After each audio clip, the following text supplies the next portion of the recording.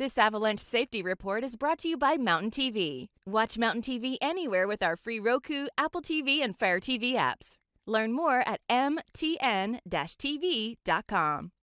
Mountain TV, and we've got our exclusive weekly update with Brian from the Colorado Avalanche Information Center. We got a busy holiday weekend coming up again, Brian.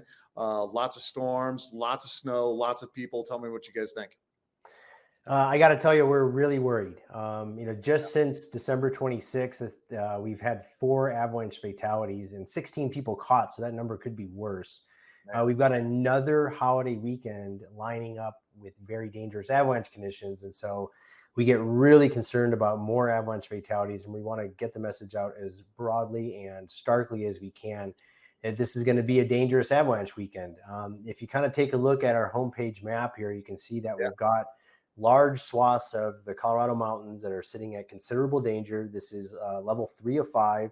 And just because it's not blinking red does not mean it's not dangerous. Essentially, we're not expecting lots of naturally occurring avalanches, but many slopes are ripe for a person on foot, on a snowmobile to come along and tip that balance and trigger many avalanches. If we look at just the avalanche activity that we've seen over the last week, I've got this filtered here just to show avalanches big enough to bury or kill a person. And you can see we've got about 4 dozen avalanches. We had a spike around January 6th and 7th, which coincided with our last round of snowfall, and a gradual decline. So that trend seemed to be going in the right direction. However, we just added more snow to our snowpack, and this is going to lead to an increase in avalanche danger. And if I show you that here. And while you're doing that, Brian, you said some of these avalanches that you guys are predicting are just going to be bigger, simply bigger than they've been, and in many cases not survivable.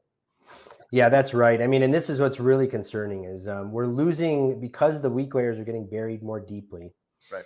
With all of this really nice snow, we are getting less signs of feedback of unstable snow, like the common shooting cracks, collapsing, audible whoomphing sounds. And so you're traveling around the backcountry, everything seems fine until we trigger avalanches, and these avalanches are now growing large enough so that many of them are essentially just not survivable. So as I can show you here, usually we can point people to certain aspects and elevations that are going to offer some safer travel options. But as we just showed you in the recent avalanche activity for the last week, we're seeing avalanches on basically all aspects and elevations. And this is indicated by the avalanche problem distribution rows, particularly for our persistent slab avalanche problem, or those avalanches breaking on old, weak snow. So you really do need to be cautious on all aspects and elevations. To your point, we're sitting pretty right now in terms of snowpack. You can see all but the southeast portions of our watersheds are sitting above 100% of long-term median. If you look at this on a statewide basis, that green line here is the long-term median. You can see that ample snowfall through December has pushed that black line, which is this season, above average. And we're sitting at 125% of long-term median or even more. How deep is that? When we look at that image right there, how deep is that? Yeah, so this is a fairly representative image. It's not quite in the super deep areas, and it's not quite in the super shallow areas. This is about 150 centimeters on the ground. So we're looking at kind of 4 to 5 feet deep. This is the kind of snowpack depth we're seeing across much of the state. So these weak layers near the ground here are very much in play. We also have got weak layers that formed in December and were buried with those Christmas and New Year's holiday storms. And you could easily get avalanches breaking 1 foot or 2 feet deep that then step down into these deeper weak layers. And these are producing these very large, unsurvivable avalanches breaking hundreds of feet wide. By contrast, if we look at these thinner snowpack areas, you can see that the slab is thicker and soft. I'm sorry, it's thinner and softer, but the weak layer is very, very pronounced, almost pouring out of the pit walls here. And this is obviously a snowpack structure conducive to producing avalanches. So on top of this snowpack structure, here's the snowfall that happened Tuesday night and through Wednesday. And you can see in some of those areas we're hitting the reds, which is about 1 foot of snow. Significant, right? Yeah, and so that new snowfall from Tuesday and Wednesday is going to keep avalanche danger elevated as we move into the last part of this work week. Right. We do get a little break in the snowfall, so you'd think things would be allowed to stabilize. But if we look at a longer range model, so you can see our break here on Thursday and Friday, we get another return of snowfall here on Saturday and into Sunday.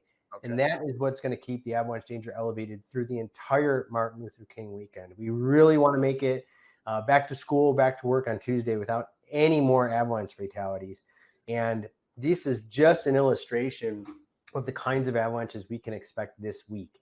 These are all avalanches which have run in the last several days, but they're very indicative of the kinds of avalanches we're going to see throughout the weekend. So here's in the Gore Range, and you can see we've got avalanches breaking on those weak layers near the ground. Yep. Well, you really can see it, Brian. You can really see it in that image clearly. Yeah, and these are those, kind of middle snowpack areas, about 150 centimeters deep. The weak layers that formed in November are very close to the ground. In this case, these avalanches are stepping all the way down into those weak layers.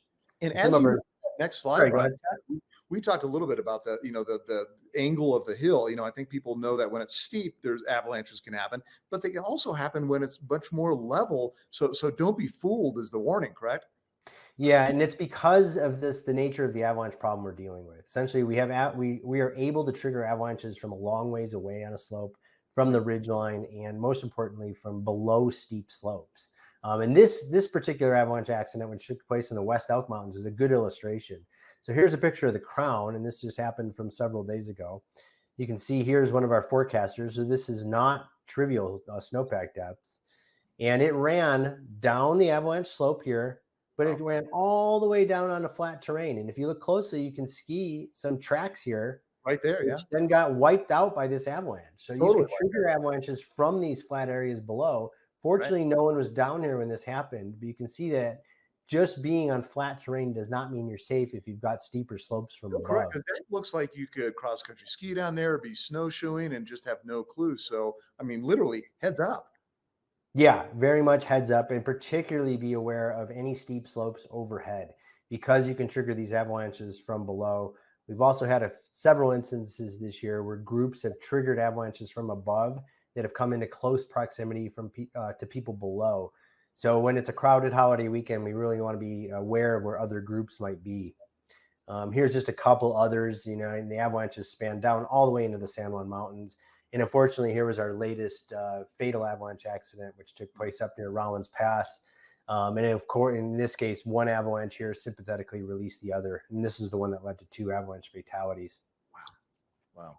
Brian, a busy holiday weekend coming up. You guys do such a great job of getting the word out, and we're glad to partner with you guys and help broadcast that word out. I know you said it's all hands on deck this coming weekend with a number of people and the snow conditions. So thank you so much, and we look forward to getting another report. Fingers crossed that we get through this holiday weekend in great shape.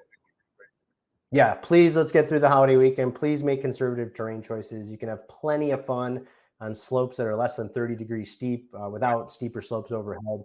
So please utilize those terrain features so that we can get through the weekend without adding to this tragic tally that we've started so far this year. Okay, we'll see you again in a week. Thanks for the update. Keep up the great work. CAIC right here on Mountain TV. And remember, you can always contribute reports and stay up to date with the latest forecast at colorado.gov/avalanche. Enjoy the backcountry and be safe out there.